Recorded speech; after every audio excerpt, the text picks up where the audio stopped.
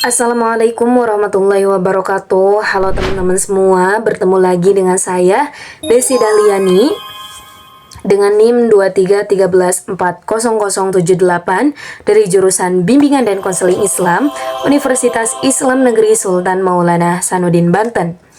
Oke teman-teman, ini adalah video learning journal ke-14 dari mata kuliah Public Speaking yang diampu oleh Bapak Dr. Adi Kusuma, SIKOM MSI. Nah, pada kesempatan kali ini kita akan membahas tema yang sangat menarik sekali teman-teman dalam dunia public speaking, yaitu tentang mengenal dan mempraktikkan ice breaking. Nah, buat teman-teman yang baru nonton, jangan lupa tonton sampai akhir.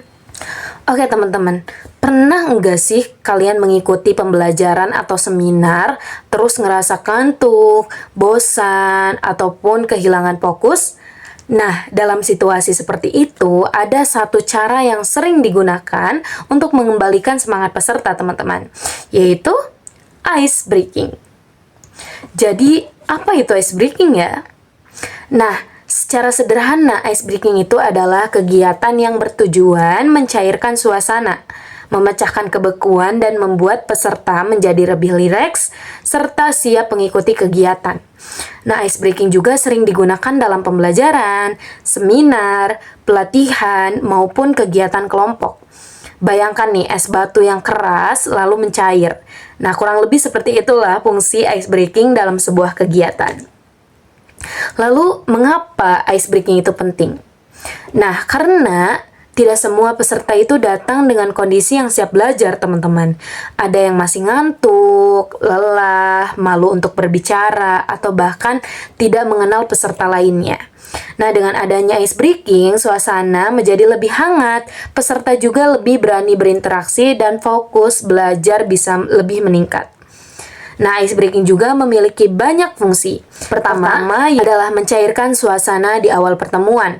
Kedua, yaitu membangun keakraban antar peserta. Ketiga, menghilangkan rasa bosan dan jenuh saat kegiatan berlangsung. Keempat, dapat menjadi pengantar menuju pemateri utama. Kelima, dapat digunakan sebagai penutup kegiatan yang menyenangkan. Dan yang tidak kalah penting, ice breaking juga bisa menjadi sarana kompetisi yang sehat hingga peserta ini lebih aktif dan antusias. Nah, sekarang kita akan masuk nih ke jenis-jenis ice breaking. Jenis pertama itu adalah yell-yell. Nah, mungkin yell-yell udah nggak asing lagi gitu ya. Biasanya peserta ini diminta meneriakan slogan atau kalimat penyemangat secara bersama-sama gitu. Misalnya nih, fasilitator berkata, "Semangat pagi." Lalu peserta menjawab, "Luar biasa," seperti itu.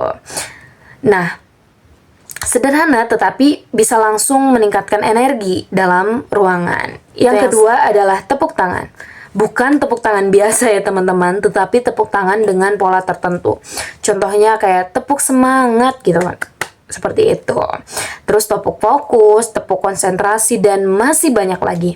Aktivitas sederhana ini itu mampu membuat peserta itu kembali memperhatikan pembicaraan. Nah, jenis yang ketiga adalah nyanyian atau lagu.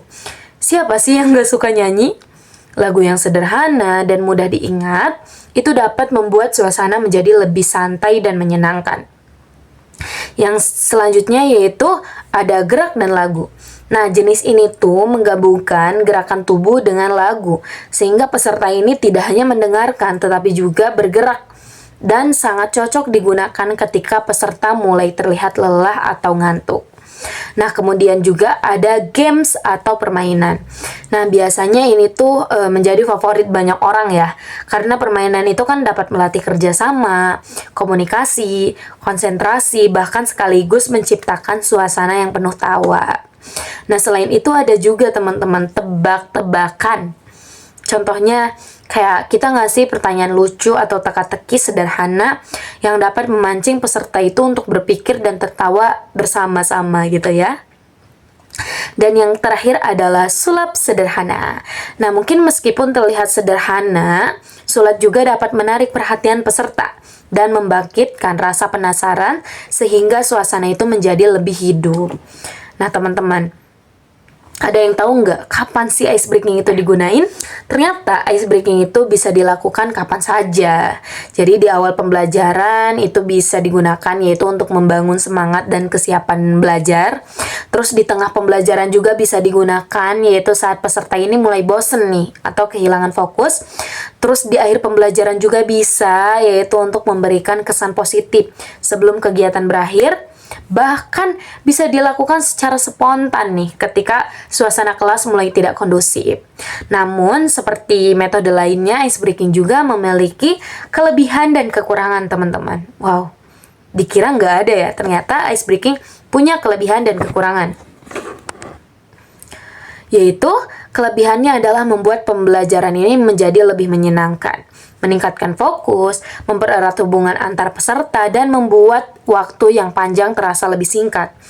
Tapi ada juga kekurangannya teman-teman, yaitu jika dilakukan terlalu lama atau sesuai kondisi atau tidak sesuai dengan kondisi, peserta bisa menjadi terlalu ramai dan sulit kembali fokus pada materi. Karena itu, kita sebagai seorang guru, fasilitator, atau konselor harus mampu memilih ice breaking yang tepat sesuai dengan situasi dan kebutuhan peserta. Jika kita suatu saat nanti menjadi guru, konselor, fasilitator, atau pemateri, jangan ragu untuk menggunakan ice breaking. Karena terkadang beberapa menit aktivitas sederhana itu dapat mengubah suasana yang membosankan menjadi pengalaman belajar yang menyenangkan dan berkesan.